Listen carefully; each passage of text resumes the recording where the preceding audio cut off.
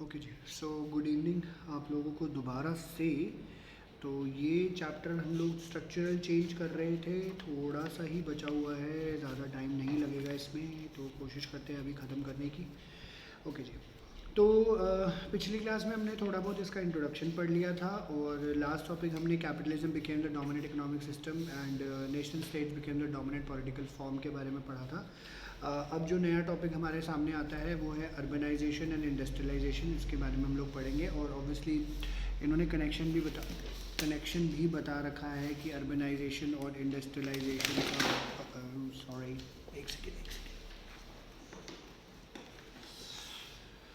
Sorry मेरी book गिर गई है।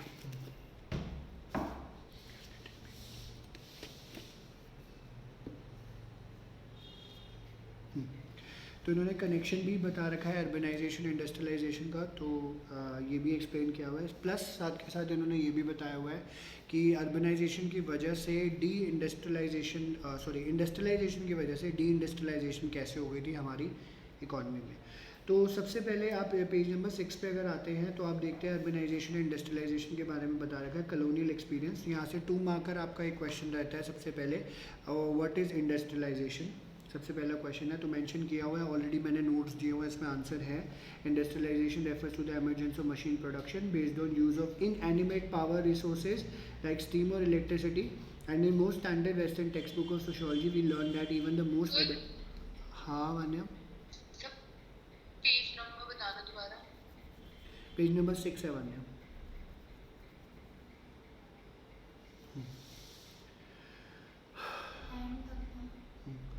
ठीक है, तो कहते हैं वेस्टर्न टेक्स्ट बुक के हिसाब से अगर चलते हो तो ट्रेडिशनल सिविलाइजेशन भी ज़्यादातर लोग जो हैं ज़मीनों पे ही काम कर रहे होते थे। तो एग्रीकल्चर अगर हम देखें तो वहीं पे काम हो रहा है।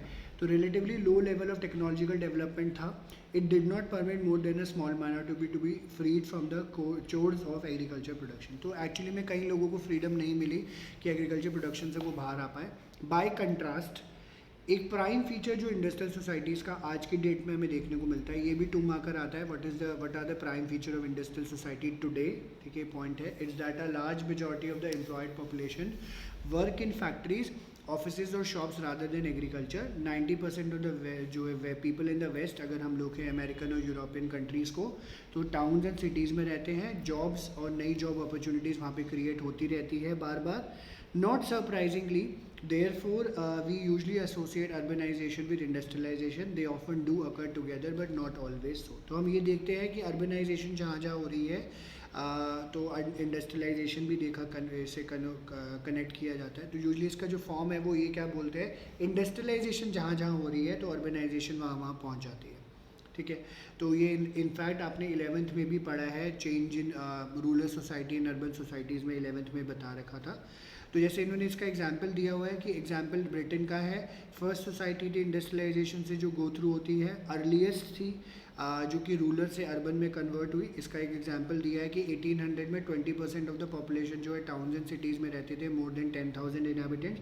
1900 में 74% हो गया। कैपिटल सिटी जो लंदन है 1.1 मिलियन पीपल थे इन 1800 एंड इसका पॉपुलेशन साइज ओवर 7 मिलियन हो गया 20th सेंचुरी की स्टार्टिंग में। London was then by far the largest city ever in the world, a vast manufacturing commercial and financial sector at the heart of the still expanding British empire. बहुत महंगी जगह भी है आज की date में भी, तो ये वहाँ पे हमें देखने को मिल जाता है। ठीक है जी, तो ये एक एग्जाम्पल दिया है यहाँ पे।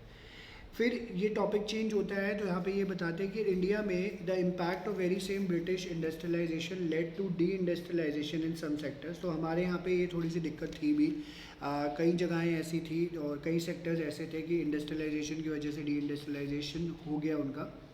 जैसे ओल्ड अर्बन सेंटर्स हमारे डिक्लाइन हो गए।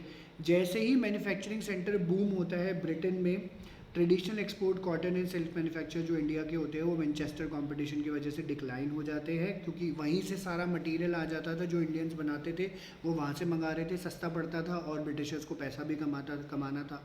तो इस दौरान हमने क्या देखा, सूरत और मसूलीपट्टनम जैसी सिटीज़ जो हैं वो डिक्लाइन होगी। बॉम्बे मद्रास ग्रू कर गया। क्यों ग्रो कर गया, वहाँ पे पोर्ट सिटीज़ थे, पोर्ट सेंटर्स थे, यहीं से आप सारा सामान भेजा करते थे। फिर कहते हैं जब ब्रिटिश ने इंडियन स्टेट्स जैसे तंजावुर, ढाका, मुरीदाबाद लिया तो इनकी कोर्ट्स एंड जेंट्रीज थे वो सारे ख़त्म हो गए, आर्टिसंस थे सब खत्म हो गए, हैंडीक्राफ्ट हैंडलूम वाले।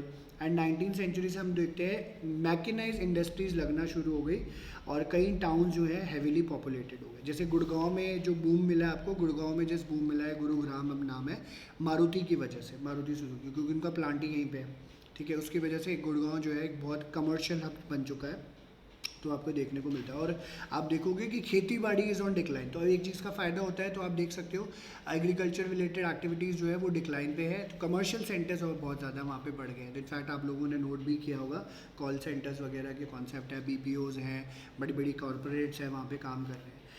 इसका एक एग्जांपल और दिया हुआ है नीचे, अर्बन लग्जरी मैन्युफैक्चरर्स थे like the high quality silks and cottons of Dhaka और Murshidabad must have been hit first by the almost simultaneous collapse of indigenous court demand and the external on which these had largely depended. Village crafts in the interior and particularly regions other than eastern India where British penetration was earliest and deepest probably survived much longer, coming to be seriously affected only with the spread of railways. So जब railways आई तो थोड़ा सा change आया, नहीं तो ये सब affected था, ठीक है। जहाँ जहाँ ब्रिटिशर्स पहुँचे हुए थे वहाँ चेंजेस आपको देखने को मिल रहे थे, ठीक है। ये इन्होंने यहाँ पे बताया।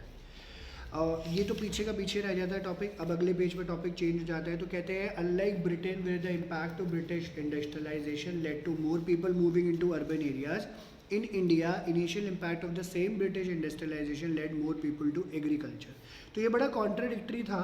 तो एक्चुअली में हुआ क्या था, बड़ा छोटा सा पॉइंट ही है यहाँ पे, ऑल्दो इतना ज़्यादा इंपॉर्टेंट नहीं है। तो कहते हैं ब्रिटिश का इंडस्ट्रियलाइजेशन लेकर आए तो लोग जो है ज़्यादा से ज़्यादा इंडस्ट्रीज़ की तरफ मूव ऑन करते हैं, अर्बन सेंटर्स की तरफ मूव ऑन करते हैं। हमारे इंडिया में इसका उल्टा इम्पैक्ट पड़ता है। लोग गए थे इंडस्ट्रीज़ में काम करने के लिए, बट उनको कुछ समझ ही नहीं आया। उन्होंने बोला ट्रेडिशनल एग्रीकल्चर जो है हमारा, या ट्रेडिशनल ऑक्यूपेशन जो है हमारा वो बेटर है, हम तो वही कर ले, ज़्यादा वही बढ़िया, हमें मशीनें चलानी नहीं आ पाएगी। तो लोग जो है इंडस्ट्रीज छोड़ कर दोबारा जो है एग्रीकल्चर में मूव करना शुरू हो गए थे, ठीक है। जस्ट एक छोटा सा फिनोमेना देखने को मिला था। तो सोशोलॉजिकल राइटिंग्स जो हैं इंडिया में, इन्होंने ये ऐसे कुछ कॉन्ट्राडिक्टरी और अनइंटेंडेड कॉन्सिक्वेंसेस कॉलोनियलिज्म के हमें देखने को मिले। ऐसा क्वेश्चन आ जाता है कि कई ऐसे चेंजेस को आप बताइए जो कि अनइंटेंडेड एंड कॉन्ट्राडिक्टरी थे। अनइंटेंडेड वाला आ ही जाता है। कंपैरिजन इसमें करे गए हैं, have been made between the industrialisation in the west and the growth of the western middle class with that of Indian experience. एक बॉक्स इन्होंने यहाँ पे दिया हुआ है, पढ़ने की खैर ज़रूरत नहीं है। तो इन्होंने बोला कि it is not just about machine based production but also a story of growth of new social groups in society and new social relationship. In other word it is about changes in the Indian social structure.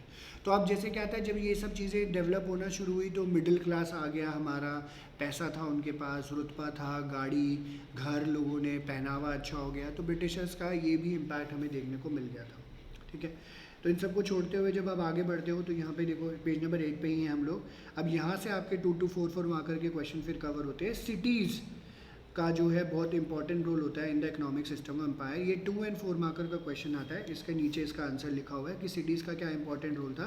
कहते हैं coastal cities थी मुंबई, कोलकाता, चेन्नई को favour किया गया। क्यों? क्योंकि port centres थे, यहाँ से आप गुड्स मंगा सकते थे, गुड्स आगे भेज सकते थे, बड़ा ईजी सा काम था ये वाला, ठीक है। फिर कहते हैं जहाँ पे प्राइमरी कमोडिटीज़ की बात आती है तो यहाँ से एक्सपोर्ट किया जा सकता था, मैन्युफैक्चर गुड्स को इंपोर्ट किया जा सकता था। कॉलोनियल सिटीज़ जो है प्राइम लिंक था बिटवीन द इकोनॉमिक सेंटर और core in Britain and periphery और margin in colonise in India. तो इंडिया और ब्रिटेन का जो कनेक्शन दिखाया था वो कोस्टल सिटीज़ की वजह से ही यहाँ पे पूरा होता हुआ नजर आया।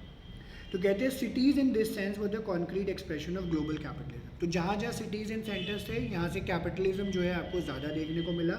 In British India for example Bombay was planned redeveloped so that bye 1900 over 3/4 of India's raw cotton was shipped through the city. तो इसलिए तैयार किया गया कि यहाँ से कॉटन बहुत यूज़ होता था, यहाँ से कॉटन रॉ मटेरियल यूज़ करके ब्रिटेन जाता था, वहाँ से फिनिश गुड बन के आते थे, हमें ही खरीदवा दिया जाता था वापस का वापस।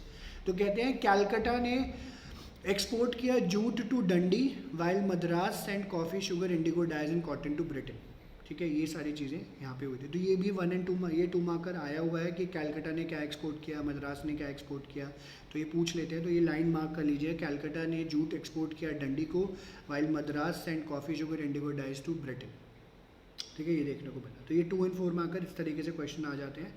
फिर कहते हैं urbanisation in the colonial period saw the decline of early urban centres and the emergence of new colonial city. तो 2 मार्कर का क्वेश्चन यहाँ से फिर आता है कि नई सिटीज़ कौन कौन सी एमर्ज हो गई थी यहाँ पे। Kolkata was one of the first of such cities In 1690, an English merchant named Job Charnock arranged to lease 3 villages named Kolikata, Govindapur and Sutaniti by river Hooghly in order to set up a trading post. तो इन्होंने क्या किया, river के आसपास, कोलकाता में river Hooghly है, river के आसपास जो है अपने सेंटर्स बना लिए ताकि जो है आराम से ट्रेडिंग पोस्ट बेटर बना जाए, सामान आए सामान ले जाए ताकि आराम से काम हो जाए. फिर 1698 में 17th सेंचुरी के आसपास ही फोर्ट विलियम जब एंड हो रहा था, ये fort William was establish by river for defensive purposes and large open area was cleared around the fort for military engagements. The fort and the open area called maidan form the core of the city that emerge rather rapidly. तो खुली ज़मीनें जो है छोड़ दी गई थी सामान के लिए भी, बट स्पेशली इन्होंने बोला मिलिट्री एंगेजमेंट्स के लिए भी, जिसको मैदान बोला जाता था, ताकि लोग अपनी प्रैक्टिस जो भी है यहाँ पे कर पाए. ठीक है, तो ये चीज़ इन्होंने यहाँ पे बताई है. तो ये 2 मार्कर आता है, emergency of new colony cities, उनको क्या वर्क था यहाँ पे मेंशन कर रखा है. ठीक है जी, तो ये आपका पूरा पोर्शन था आपका अर्बनाइजेशन, इंडस्ट्रियलाइजेशन की definition, how urbanisation is link to industrialisation, ये सब नोट्स में कवर है. डिक्लाइन कैसे हो गया और cities at a key role of economic system, emergency of new colonial cities, ये सब मैंने जो है लिखवाया हुआ है. ठीक है जी, तो ये ध्यान रखिएगा. अब जो नेक्स्ट टॉपिक है वो द टी प्लांटेशन इंडस्ट्री के बारे में बताया, डिस्कस करके. ये 4 मार्कर का क्वेश्चन आता है, डिस्कस टी प्लांटेशन इंडस्ट्री. तो इसमें आपको लिखना क्या होता है, वैसे तो मैंने सारा आंसर लिखा हुआ है, बट आपको एक तरीका क्या है, the tea plantation, how was labour recruited and indenture labour, ये 3 आंसर आप कवर करते हो जो कि पीछे बॉक्स पे दिया हुआ है. तो टी प्लांटेशन आप पूरा कवर करोगे.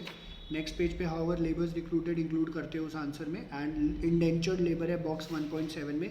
ऐसे करके करते हो आप आंसर पूरा कवर.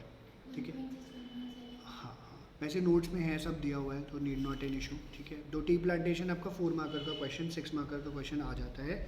तो कहते हैं इंडस्ट्रियलाइजेशन हमने देख लिया एंड अर्बनाइजेशन भी देख लिया, बट इंडिया में कुछ जिस तरीके से होना चाहिए वैसा नहीं हुआ जैसे ब्रिटेन में है. मोर इम्पॉर्टेंटली बिकॉज ऐसा नहीं है कि हमारे यहाँ पे इंडस्ट्रियलाइजेशन लेट शुरू हुआ, बट ये कह सकते हैं because our early industrialisation urbanisation in the modern period were governed by colonial interest. ठीक है, तो चाहे वो इंडस्ट्रियलाइजेशन है चाहे वो मॉडर्नाइजेशन है, उसका पर्पज़ यहाँ पे क्या हुआ कि कॉलोनियल इंटरेस्ट यानी ब्रिटिशर्स जैसा चाहते थे वैसा ही जो है शेप अप यहाँ पे लिया हुआ था. ठीक है, तो हम डिटेल में तो नहीं चाह रहे, हम लोग यहाँ पे बोल रहे हैं टी इंडस्ट्री के बारे में बात कर रहे हैं. ऑफिशियल रिपोर्ट्स क्या शो करती है, कॉलोनियल गवर्नमेंट ने अनफेयर मीन्स यूज़ करे, फोर्सिबली लेबरर्स को अपने पास रखा, जिसका जो है सीधा फ़ायदा ब्रिटिश प्लांटर्स को होता था उनके बिहाफ पे. एंड टी प्लांटेशन इंडस्ट्रीज़ के पॉइंट ऑफ व्यू से अगर हम देखें तो जो प्लांटर्स की लाइफ थी, जो एक्चुअली में वर्किंग क्लास था, वहाँ पे उनकी ज़िंदगी तबाह हो रखी थी. सिग्निफिकेंटली कॉलोनियल एडमिनिस्ट्रेटर्स ने हार्श मेजर्स यूज़ करे, इसको आप मार्क कर लीजिएगा.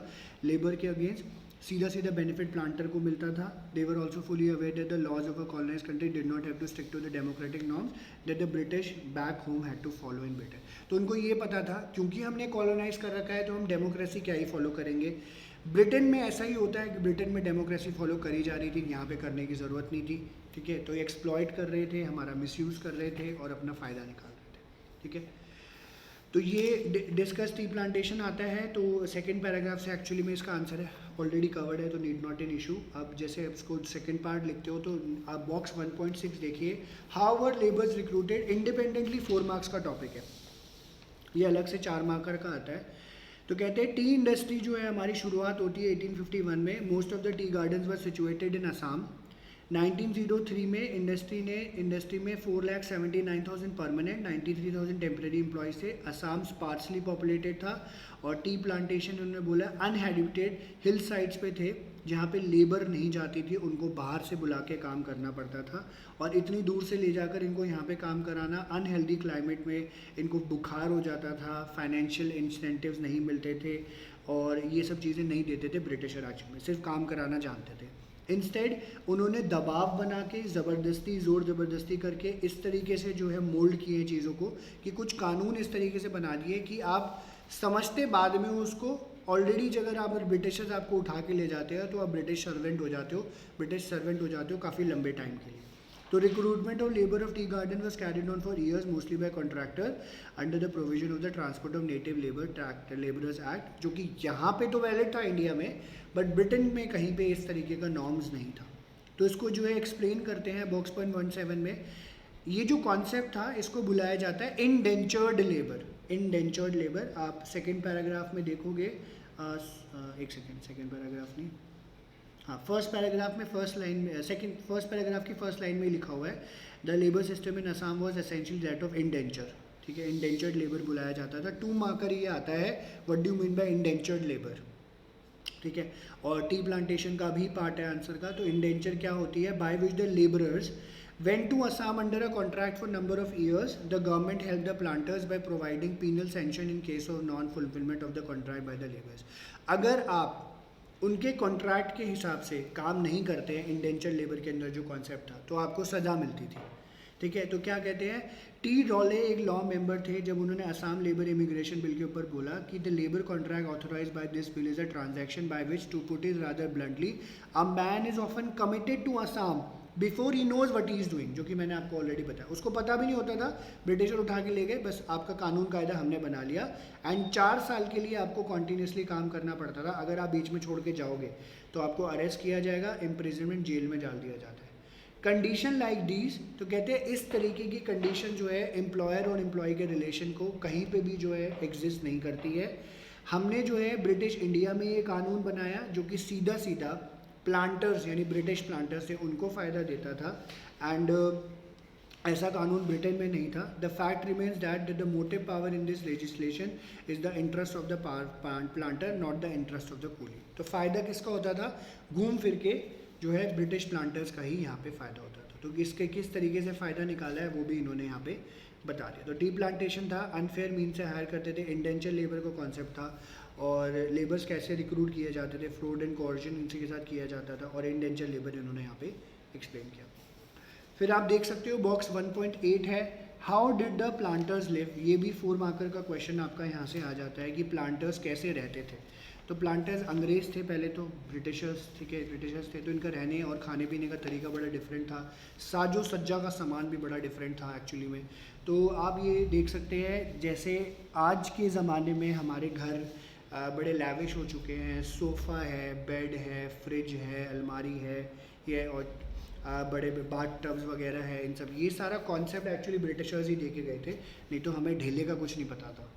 ठीक है जी, तो how did the planters live, ये कैसे रहते थे, 4 मार्कर का क्वेश्चन है। पर्वतपुरी एक जगह होती थी जो कि ऑफ लोडिंग और लोडिंग पॉइंट होता था, ये चाय के बागानों के आसपास होती थी।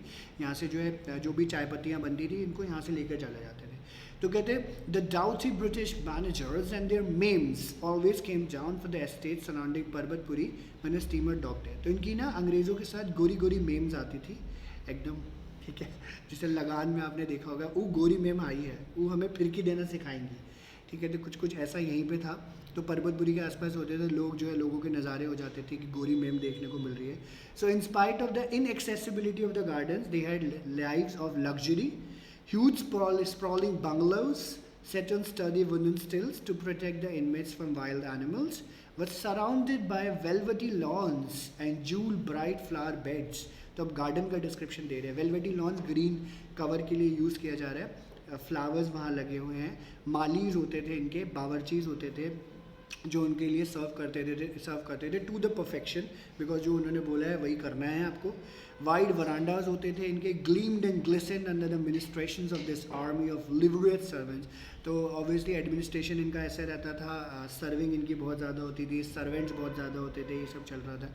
ऑफकोर्स कहते हैं everything from scouring powder to self raising flour, safety pins to silverware, from delicate Nottingham lace, tablecloths to bath salts had come up river on the steamers.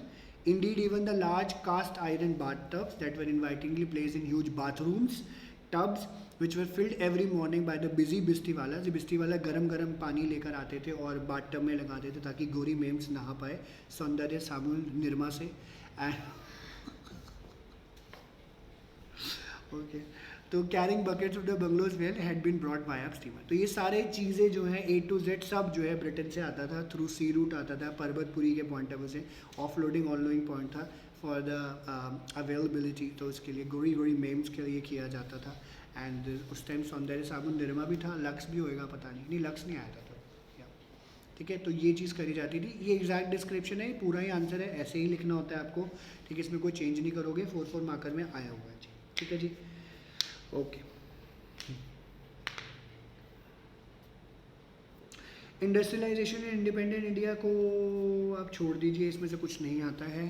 ठीक है जी, एक सेकंड, शायद एक पॉइंट था वो मिस कर गया। हाँ, इसको छोड़ दो जी। ठीक है, नेक्स्ट पेज पे आओ, नेक्स्ट पेज पे आ जाओ, पेज नंबर 12 पे। बॉक्स 1.1 1.9 करना है, 6 मार्कर का क्वेश्चन है। बॉक्स 1.10 करना है, 6 मार्कर का क्वेश्चन है। अभी वान्या के स्कूल में पेपर हुआ था तो ये क्वेश्चन आया भी था, वान्या का ही था, पता नहीं किसी और का भी था शायद, तो ये क्वेश्चन आए हुए थे। ठीक है जी, हाँ 1.9 1.10 आप मार्क कर लीजिए, इंपॉर्टेंट है। 4 4 6 6 मार्कर के क्वेश्चन है। हाँ मतलब 6 मार्कर में यूजली आया है, बट 4 मार्कर में भी आप कंसिडर कर सकते हैं।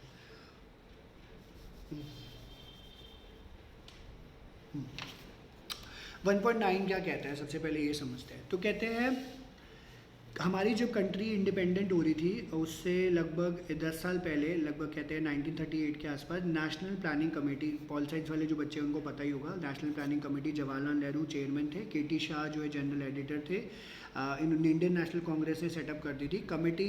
1939 से फंक्शन करना शुरू हुई, बट इतना ज़्यादा जो है ये हेड स्टार्ट नहीं कर पाई। As the chairman was arrested by the British, that war broke out. Notwithstanding these obstacles, 29 subcommittees divided into 8 groups were set up to deal with all aspects of national life and to work according to a predetermined plan. तो planning इसलिए करी गई थी, actually pre plan सब चीज़ें चल रही रखी हुई थी।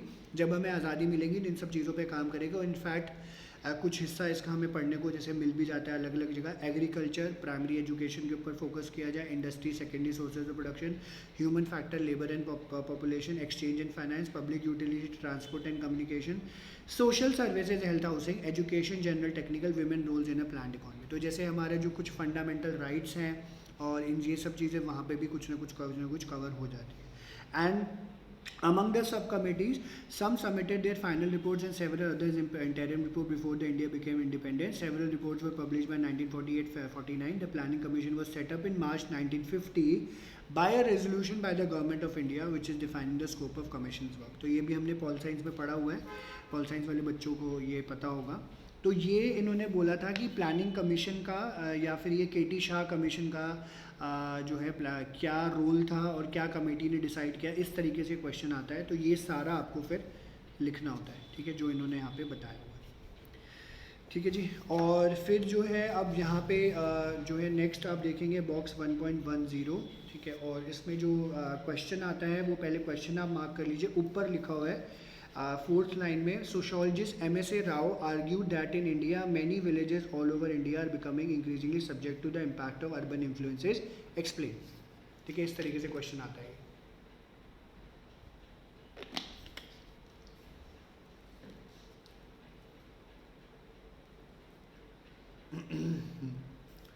तो इसमें अगर आप देखेंगे तो जैसे थोड़ा सा इसका इंट्रोडक्शन भी है कि you would be more than aware of increasing urbanization in India. Recent years of globalization have led to enormous expansion and change of cities. बहुत ज़्यादा बदलाव आए हैं, आपने भी देखे होंगे, मैंने तो पर्सनली देखे क्योंकि काफ़ी टाइम से ज़िंदा हूँ मैं और आपसे पढ़ा भी।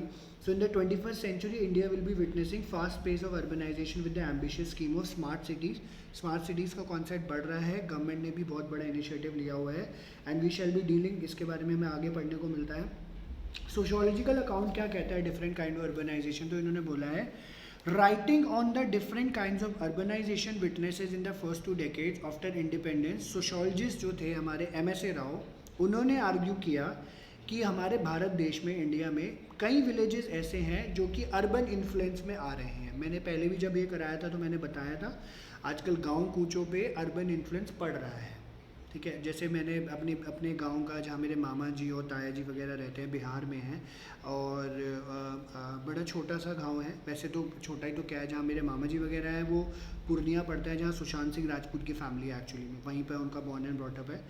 ठीक है, तो हालांकि उनको मिनी कोलकाता के नाम से बुलाया जाता है। तो उसका पहले तो गांव कूचा ही होता था, अब जाके काफ़ी थोड़ा सा डेवलप हुआ है। तो जब मैं रिसेंट में अभी गया था 2017 में, तो तब मैंने देखा कि अमेज़ॉन है, इंटरनेट फैसिलिटीज़ हैं, अच्छी अच्छी गाड़ियाँ लोगों के पास आ गई हैं, डिश टीवी सेटअप्स वहाँ पे पहुँच गए हैं, और ब्रांडेड शोरूम्स तक खुल गए हैं वहाँ पे, कई जगहें थी।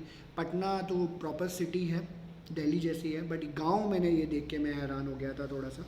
तो ये देखने को मिल रहा है, बट ये कहते हैं जो नेचर है अर्बन इम्पैक्ट का, ये डिपेंड करता है कि क्या रिलेशन है आपका सिटी से और टाउन से। ठीक है। He describe 3 different situation of urban impact as mention. अब जैसे क्या है, जहाँ मेरे मामा जी वगैरह का गांव है या मेरे ताया जी का जहाँ पे गांव है बिहार में, तो वहाँ से कोलकाता जो है 200-250 किलोमीटर पड़ता है, और कोलकाता, ठीक है, और पटना 600 किलोमीटर पड़ता है। तो हम देख रहे हैं मेजर टाउन सेंटर और सिटी से क्या कनेक्शन है हमारा। तो इससे होता क्या है कि लोग शहरों में जाके, बड़े बड़े शहरों में काम कर सकते हैं, आराम से रह सकते हैं, आना जाना कर सकते हैं, बहुत लोग करते हैं ऐसा भी, तो ये देखने को मिलता है। तो क्या रिलेशन है वो बड़ा मैटर करता है। तो इसके लिए उन्होंने क्या बोला, फर्स्टली ये 3 पॉइंट्स हैं, एज इट इज़ ही लिखने हैं इसमें। There are villages in which a sizeable number of people have sought employment in fast of cities. तो ये पता ही है। अब जैसे मेरे फादर थे 82 में दिल्ली आ गए थे, मेरी मम्मी वहीं पे थी, मेरी मम्मी यहाँ पे 86 के अराउंड आई है वापस। 82 में मेरे फादर की शादी हो गई थी। तो अब वो बिहार में रहते थे और दिल्ली में आके जॉब कर रहे हैं, अपने फैमिलीज़ को उन्होंने वहाँ छोड़ दिया। तो एक एग्जांपल दिया हुआ, in Madhopur, a village in north central India, 77 out of 298 households हैं migrants and a little less than half of the migrants work in 2 cities of Bombay and Calcutta. About 75% of total migrants send money regularly and 83% visit the village from 4 to 5 times a year, once in a 2 year। तो in fact आप लोग देखोगे कि आपके दिल्ली में वाले, आप देख सकते हो, जो जिनकी फैक्ट्रीज़ वगैरह है और जो लेबर काम कर रही है, पैसा अर्न करते हैं, अपने खर्चे निकालने के बाद वो गांव पैसा भेज देते हैं, फैमिली वहाँ पे है, उनको भी ज़रूरत पड़ती है। तो कंसिडरल नंबर ऑफ़ एमिग्रेंट्स हैं जो कि इंडियन सिटीज़ में भी बट ओवरसीज़ टाउन्स में भी रहते हैं। फॉर एग्जांपल कई ओवरसीज़ माइग्रेंट्स हैं जो गुजरात छोड़कर अफ्रीका और ब्रिटिश टाउन्स में रह रहे हैं, अमेरिका में रह रहे हैं। फैशनेबल हाउसेज है, गांव में भी बड़े अच्छे अच्छे घर बना रखे हैं, पैसा लगाते हैं लैंड और इंडस्ट्री में, और इन्होंने काफ़ी ज़्यादा एजुकेशनल इंस्टीट्यूशन और ट्रस्ट को भी पैसा दिया है ताकि गाँव की उन्नति को के लिए ये पैसा यूज़ किया जाए, ठीक है। Second kind of urban impact जो विलेजेस पे देखने को मिलता है, जो कि इंडस्ट्रियल टाउन के पास है। तो जैसे आप देखोगे दिल्ली के आसपास, जैसे मैं गुड़गांव का आपका एग्जांपल दे रहा था, तो गुड़गांव वाज द गांव ओनली, ठीक है, और गुरुग्राम अब तो खैर इसका नाम यहाँ पे कर दिया है। तो जस्ट वहाँ पे कुछ नहीं होता था, एनसीआर में हमारे कुछ नहीं था, मतलब इनफैक्ट आसपास भी आप देखोगे तो एक्चुअली में कुछ नहीं था, धीरे धीरे करके डेवलप हुआ। तो हमारी गुड़गांव में जैसे फैक्ट्री होती थी, अब तो बहुत मेगा सिटी टाइप्स बना दी है वहाँ पे, क्योंकि हमारी फैक्ट्री को तो कैप्चर कर लिया गया था, गवर्नमेंट के अंदर आ गई थी, ठीक है। तो वहाँ से सब चेंज हो गया है, और आप देख रहे हो उसका इम्पैक्ट आसपास के शहरों की वजह से उनके ऊपर, गांव के ऊपर इम्पैक्ट पड़ता है। तो जैसे इन्होंने एक डिफरेंट एग्जांपल दिया है, कहते हैं जब इंडस्ट्रियल टाउन भिलई आया था, in the midst of villages, Bhilai steel plant, some villages are totally uprooted while the lands of other partially acquired. जैसे कि मैंने आपको एग्जाम्पल दिया, एक्वायर हो गया था, और यहाँ पे इमिग्रेंट वर्कर्स आते हैं जिसकी वजह से घरों की डिमांड, काम की डिमांड, पैसों की डिमांड आना शुरू हो जाती है। तो which creates problem for ordering relation between the native resident and the immigrant. तो जो वहाँ पे रह रहा है उनके लिए दिक्कत होती है, बाहर से लोग आते हैं। अभी रिसेंट में मैंने कुछ लोगों के साथ वीडियो शेयर करी थी, तो अदानी विल्मर का झारखंड में जो है एक प्लांट आ रहा था, जो कि ऑस्ट्रेलिया से कोल इंपोर्ट कराते थे, या पता नहीं वहाँ से इन्होंने ऑस्ट्रेलिया कोल एक्सपोर्ट करना था कुछ इस तरीके से।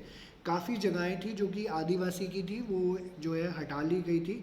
प्रॉमिस किया गया कि जो है आपको हम लोग जो है नौकरी देंगे, बट ऐसा कुछ नहीं हुआ, उनको परेशानी देखो, और बाहर से लोगों को बुला बुला के काम कराया जा रहा था। तो ऐसा देखने को मिलता है, बट हर जगह पॉसिबल नहीं होता, कई जगह इसका उल्टा भी हुआ है, हेल्प करी गई है। सो थर्ड इन्होंने बोला, the growth of metropolitan cities account for the third type of urban impact on the surrounding villages, while a few villages are totally absorbed in the process of expansion. तो कहते हैं शहर जब बन रहे होते हैं या अर्बन इम्पैक्ट पड़ रहा है, तो पूरा प्रोसेस ऑफ एक्सपेंशन में अब्जॉर्ब हो चुका है। Only the land of any others, कुछ जगहें बच गई है, excluding the inhabited area is use for urban development. और कई बार ऐसा भी देखा जाता है कि अगर नहीं है तो जो जगह खाली पड़ी है उनको हम लोग यूज़ कर लेते हैं अर्बन डेवलपमेंट के लिए।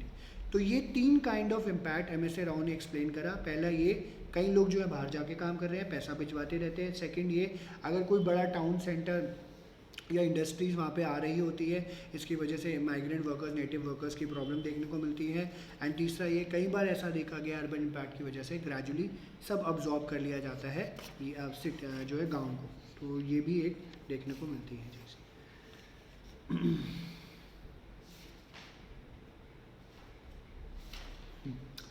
ओके, और नेक्स्ट पेज पे ये वैसे कभी बोर्ड्स में कभी नहीं आया, और ये इनफैक्ट जो आपके पास नई बुक है, ये बिल्कुल नया डेटा है। आप देखेंगे इसमें लिखा हुआ है population of selected metropolitan city urban agglomerations and decadal growth rate of population selected metropolitan cities in percentage. ये सिर्फ रीड कर लीजिएगा आप, इसमें से आएगा कुछ नहीं, ठीक है, सिर्फ रीडिंग पे रखिएगा आप, तो क्योंकि इससे पहले पुराना कोई डेटा होता था वो तो अब हट गया है, ये नया डेटा है, तो आप इसको मार्क कर लीजिएगा, सिर्फ रीडिंग के लिए रखिएगा। तो ये चैप्टर हमारा पूरा हो गया, ठीक है, इसमें और कुछ नहीं है, और इसमें आपको कुछ रेफ़र एक्स्ट्रा करने की ज़रूरत नहीं पड़ेगी, जो नोट्स दिए हैं वो सफिशेंट है।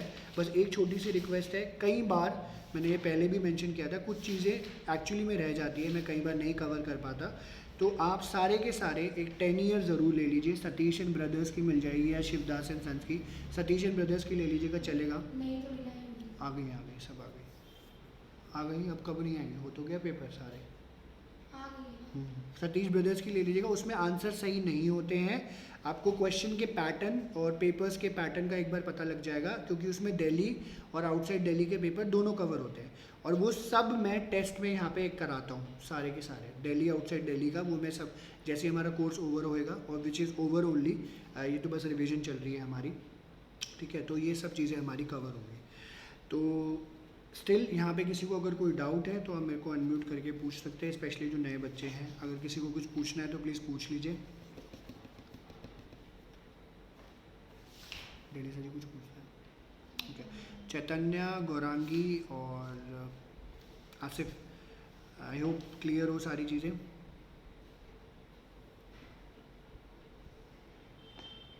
Yes sir. ठीक है, आसिफ आपको भी क्लियर है? गौरांगी आपको?